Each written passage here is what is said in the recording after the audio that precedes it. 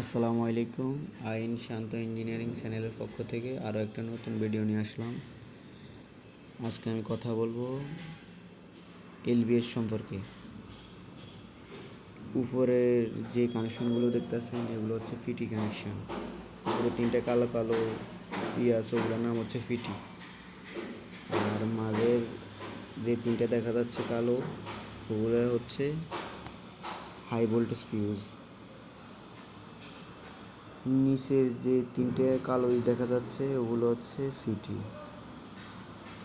আর lbs অর্থ হচ্ছে load break switch.